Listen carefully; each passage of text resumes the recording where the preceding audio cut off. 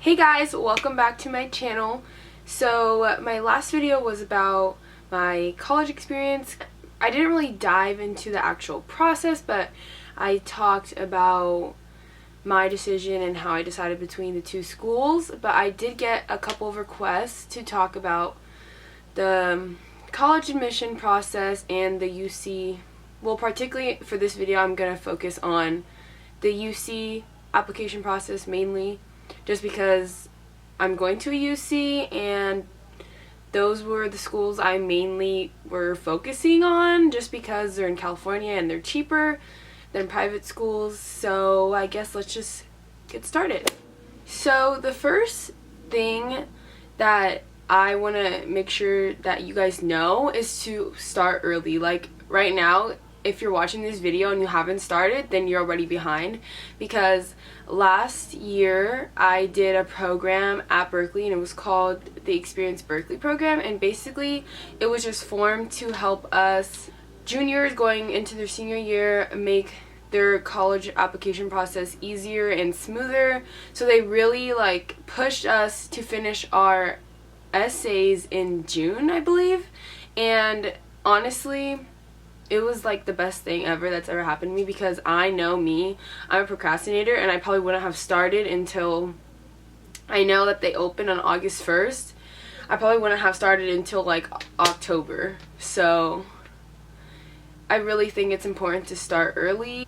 I know that the reason why people don't usually want to start early is because you have such a perfect essay in your mind that you want to form, and you think that starting it is going to ruin that image of that essay you have in your mind, but you're not going to get that essay until you start. So honestly, if you're watching this right now and you haven't started, you're behind, basically.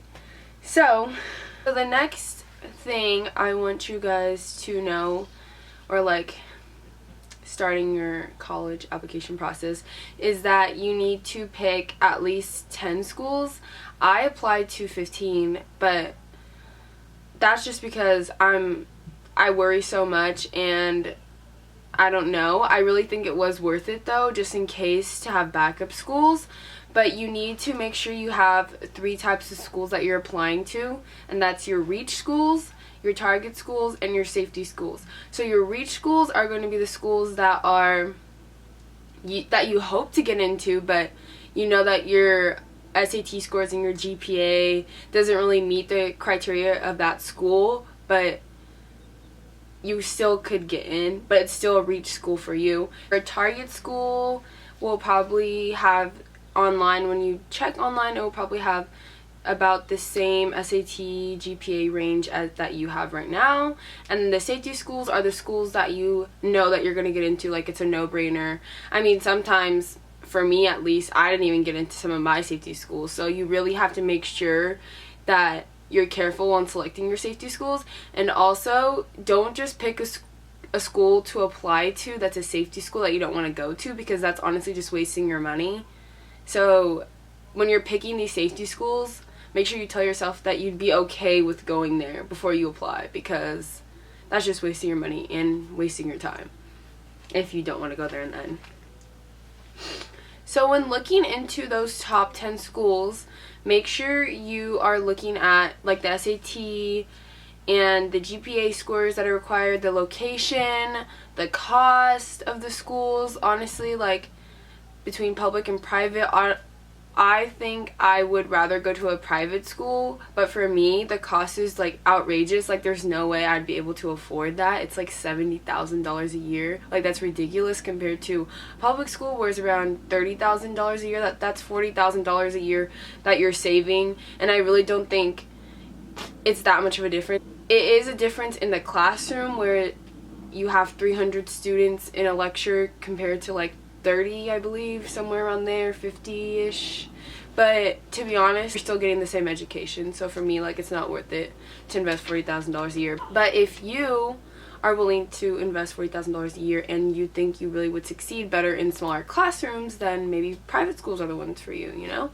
It's different for everybody. But for me, it's just, I don't know why I even wasted my time really applying to private schools, because I know I wasn't going to go to one anyways.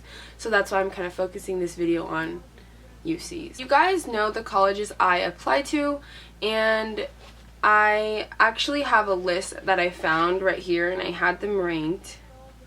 Actually, I don't know if they're ranked, but the 16 schools that I were applying to, in my head I had them ranked, but I will read them off to you. I will try to rank them as I'm going down. So my reach schools were Stanford, was definitely Stanford. Like, it was my dream, and I really thought it was a target school for me around freshman and sophomore year, but when I started to realize how hard it is to actually get into, I was like, this is definitely a reach school. UCLA and Berkeley, honestly, I really thought those were target schools for me.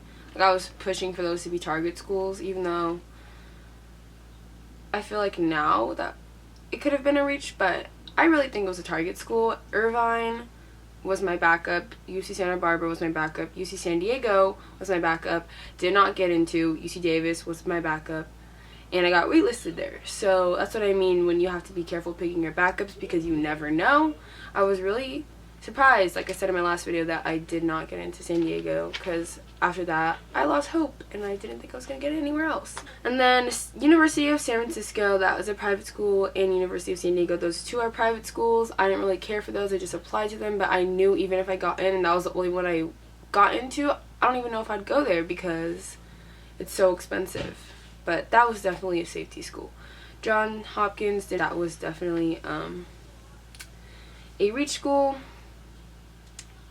University of the Pacific, that was a safety school. Princeton, reach.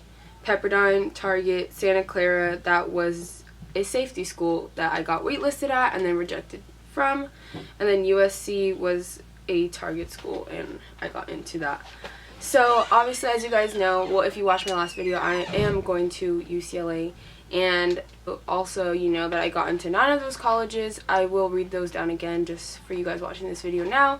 I got into UCLA, UC Berkeley, UC Irvine, UC Santa Barbara, University of San Francisco, University of San Diego, University of the Pacific, Pepperdine, and USC. I'm going to go straight into the UC process. So I have notes written down, so if I'm looking down, that's what I'm looking at, if you guys are wondering. I found, like I said, I found this notebook that I took notes from that program I was in last year, and they obviously were really helpful, like I just mentioned, so I'm going to be reading some of that off and explaining some of that to you guys. So in the UC application, there are 9 sections. At the end of the grading, or like the grade section and the SAT section, after you get through your test scores, there's a little additional comment box where you could explain your bad grades or your bad test scores or anything like that. And if you do have a serious reason why you got an F one year, say something really bad happened and it affected the way you were studying that year or anything like that, I say put that down. For me, honestly, I didn't put anything down because I had straight A's all through my 4 years of high school, so I didn't really need it to put anything down. For my SAT scores, they weren't as strong as my grades.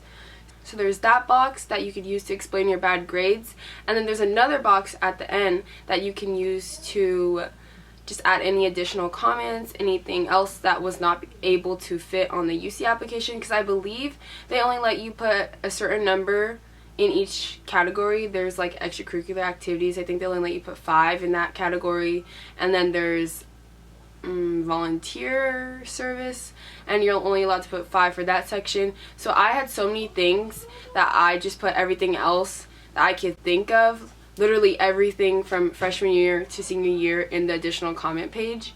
So if you have anything else that you could literally think of, just put that there. I also want to say this, there's a little description thingy that you could use under your volunteer service or anything you put on your UC application. Take advantage of that and describe every single thing that you are putting on that application, because some people will not describe their activities that they have done, so that will already make you stand out. And you want to make sure too in those boxes that you embellish yourself. You just want to really sell yourself, so you want to make everything bigger than it really is. For me, I was senior class treasurer, so for my description I put, as treasurer, I was responsible for overseeing the budget of the club. I also communicated weekly with the president about status of funds and new fundraising opportunities. But honestly, I did way more than that now that I'm thinking about it, looking back. But still, you see how that description was really detailed, and I used bigger words to describe what I was doing. But you really just want to make sure you sell yourself, to be honest, because in the end, a lot of people have trouble talking about themselves, and that just makes you look better. So just make sure that you embellish. This is like really hard going through this again because honestly I kind of forgot majority of it. Maybe I'm gonna pull up my UC application because I still have it on my phone. It's still there online if you look up your UC application. And honestly, I don't know how long it's going to be there. Like, I wonder if it stays forever because I have a login. So I'm going to go check this right now. The first section that's on there, well, there is a lot about personal information, but then the first thing obviously you're going to do is select your campuses for UCs.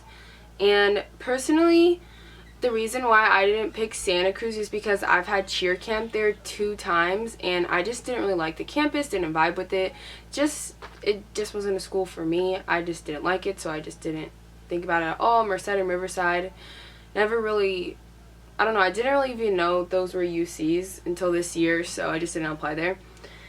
And after that, it asks you to pick your majors for each schools, and honestly, I highly recommend that you guys really research before you put your majors. For me, I didn't really do that for each school, and I kind of wish I did now, but I'm still happy with my major as biochemistry at UCLA.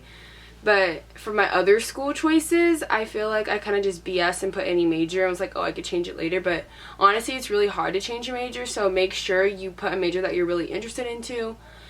And a lot of people think too, if you put a major that it's easier to get into, or like a major that's not biology, that's not engineering, that's not something that's impacted, it's easier to get into. But honestly, if you're in the College of Letters and Science, every person comes in as undeclared, then over the years as you take the courses, then you will be declared as a biology major or a biochemistry major. So the only way that will probably make it easier for you applying to a major will be if you apply to a different college, such as like at Berkeley there's a College of Natural Resources, so that might be easier to get into compared to College of Letters and Science.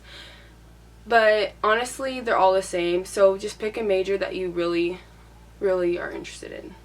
So I'm at the additional comment section after the grades, and in that I want to make sure to say this too. If your school doesn't offer certain AP classes that you could have taken or you would have taken, maybe you want to describe that too. Say like, oh, my school doesn't offer this, but obviously I would have taken this if it did, or something like that, just because they like to see AP classes, obviously, but if your school doesn't offer it, that's not your fault. That's your school's fault.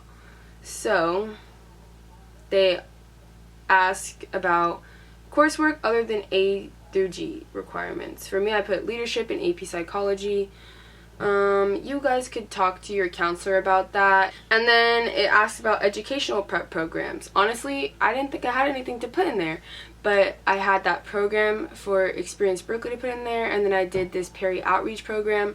But don't get discouraged if you don't have anything for a category, because it's okay. I know people that didn't put anything for the educational prep programs. It just means that, so for each section there's only up to 5 that you could put, and it asks for the years you've done it, the hours, and how many weeks. So hours and weeks. And everything on this application is just from 9th grade to 12th grade. Don't put anything from middle school. They obviously don't care about that. It's just from 9th to 12th. So it asks about volunteer and community service, work experience, what you do with that money you get if you have had work experience, your awards and honors, and your extracurricular activities, and then it goes into test scores, your essays, and then additional comments. So I also forgot to tell you guys these 2 websites that were really helpful for me choosing colleges or really just trying to figure out where I fit in. So the websites are collegeboard.org. You guys probably all know that if you've taken any AP class or any AP test. Or that website's really helpful for finding colleges and where their academics rank. They actually do have a section where you could see everything about a school, and it describes a lot of the school, so make sure you look at that. And then there's also collegeconfidential.com. It's .com. Yeah, .com.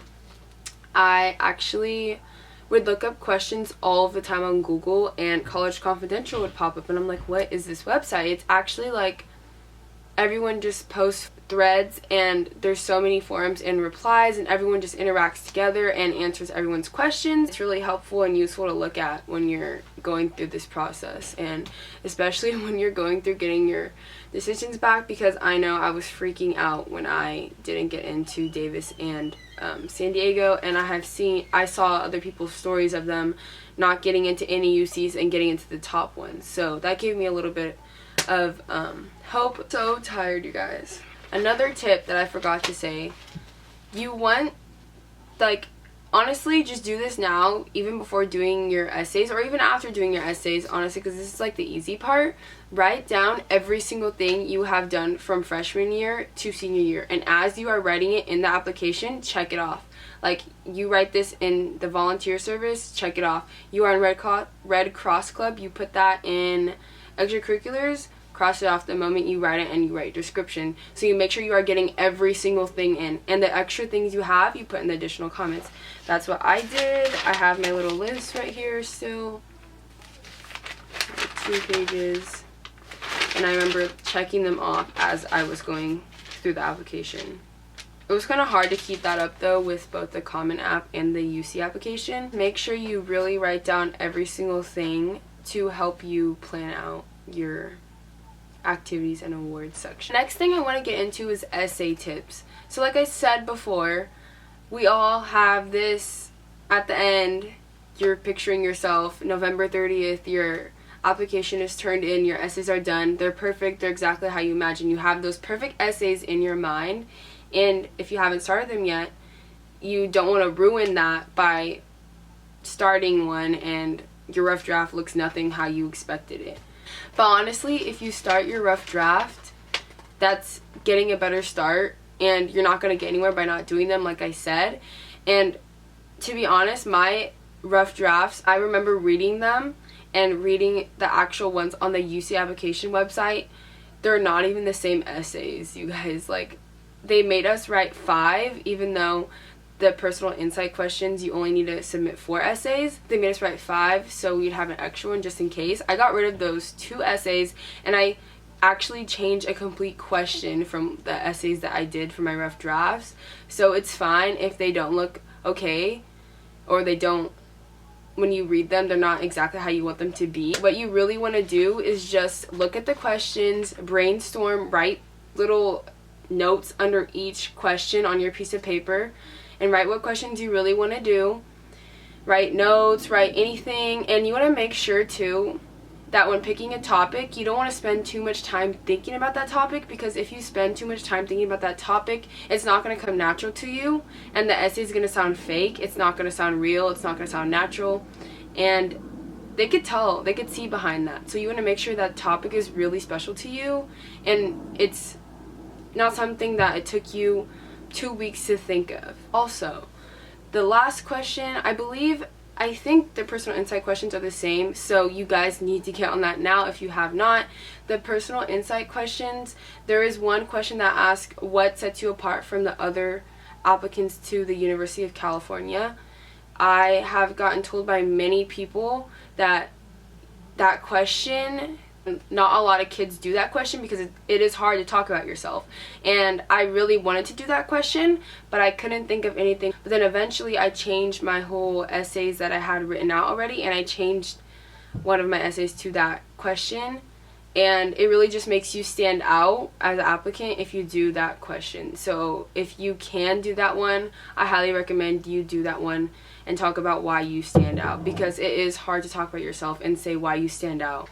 What I learned is that when writing an essay, just think about the hundreds of thousands of other applicants they're going to read, and just sit and think, if you write an essay about your friend or like your family and how they shaped you, and like of course your family has shaped you, but just think about how many other applicants are going to write, oh, my friends did this, my family did that. You really want to stand out. That's why you hear a lot of stories about people writing about ice cream, fucking ice cream or some shit like that, like Costco, and they get into Stanford, you know? It's things like that that makes you stand out. So just write about anything that has a special place in your heart and that really feels special and natural when you're writing it. It doesn't matter if it sounds stupid to you, because honestly, if it sounds stupid, it might actually make you look really good. So another thing or tip I want to give you guys is to make sure you plan out everything. Literally get a planner or a notebook like I do. This is literally a notebook, a planner that I use for college, and write down all of the dates when everything needs to get turned in. For me, that program I was in, they made us turn in our application by November 15th. And honestly, if I were you guys, I would do that too, because it's nice to turn that in, because there are some people who turn them in November 29th, and that's really stressful. And there could be a crash, you never know. There could be so many people on the website that you're not able to turn your application in. So honestly, try turning it in early. Make sure you plan everything out. Write down when you need to have everything in, and just start now, because I started in June. So y'all are behind. I also want to get into SAT and ACT scores. So for the SAT and ACT, a lot of people say the ACT is easier. I hear some people say the SAT is easier. Personally, I think the SAT writing was easier than the ACT writing, but the ACT math was easier than the SAT math, and the science was also easier. Like, I really liked that section because it was easy on the ACT. So personally, I say try both tests out yourself. Take a practice test of both, and whatever one you do better, stick to that one and really study just that one. Because I know a lot of people that try to study both and take both. Like, just focus on one, because that will really screw you up in going back and forth between the two. And just make sure you try to take, like, whatever one you stick with 2 times at least. As I was saying, for the SAT, you just need to study to get better. That's something that I wish I would have done more, but honestly, the only way to get your score better is to just study and keep taking practice tests. And even though they say that scores are a big factor, I mean, they really are. You can't have horrible scores and horrible GPA and then have like amazing essays and still get in. Like, most likely you probably won't. But if your GPA is like outstanding and your SAT scores aren't up to par with your GPA, but they're still average, and your essays are outstanding and your extracurriculars are outstanding, then you have a pretty good chance. And then if everything's outstanding, obviously you have a good chance.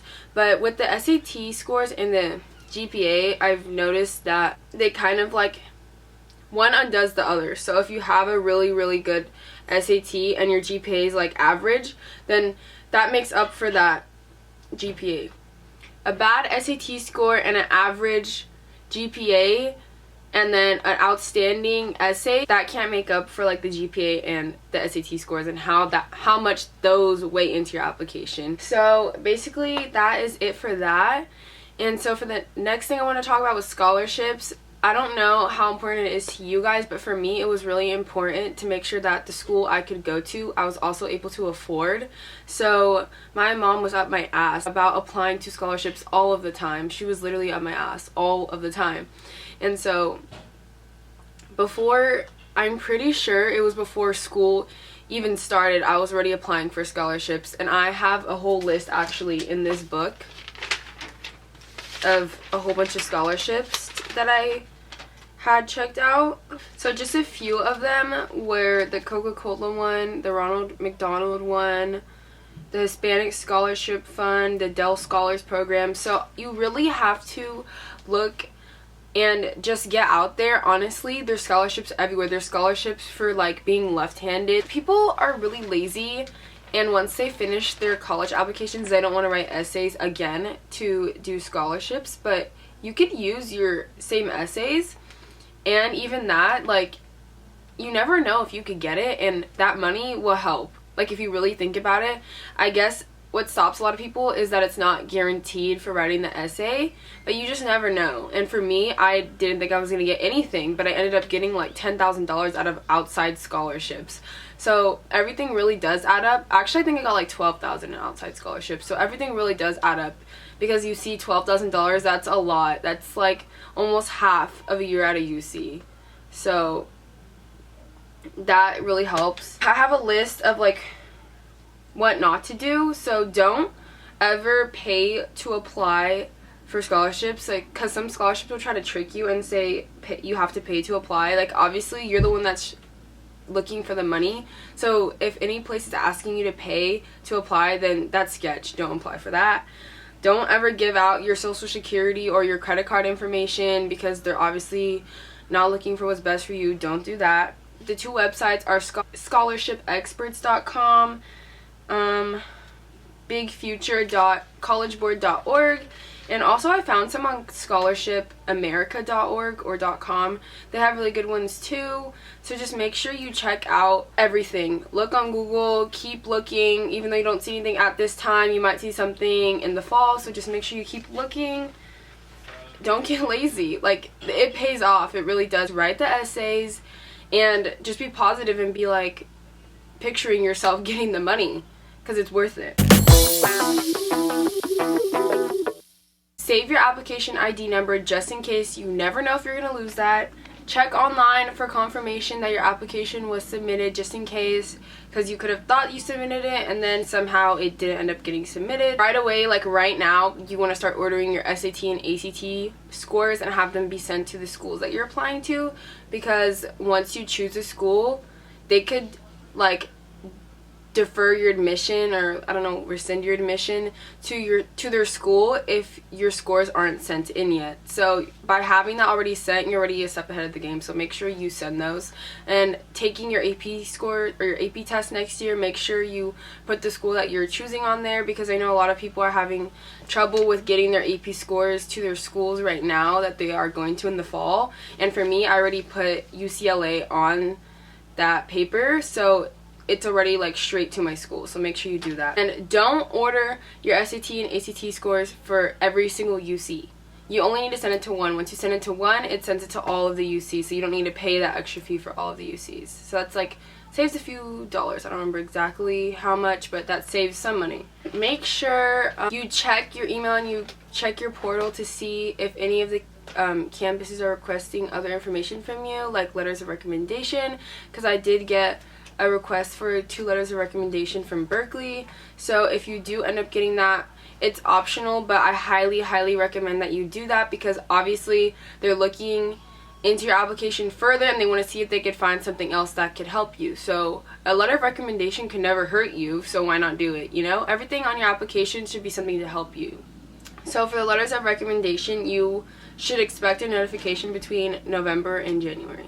So that's when you will most likely hear back from them, and one has to be a teacher and the other one has to be from someone that you know. Don't try to do like a Berkeley or a UCLA alumni or whoever asks you to send in letters of recommendation if they don't really know you that well, because that could hurt you. It will look better if you do someone that knows you really well and can talk good about you and flaunt yourself.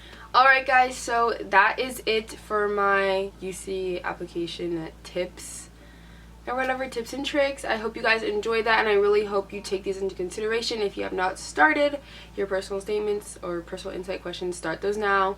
And please let me know any questions you have in the comments. I will be more than happy to answer them. If you want, you could Snapchat me your questions. My Snapchat is amberbuzz, AMBERBUZZ, or message me on Twitter and ask me your questions. And I hope you guys like this video, and don't forget to subscribe. Bye guys, thanks so much for watching.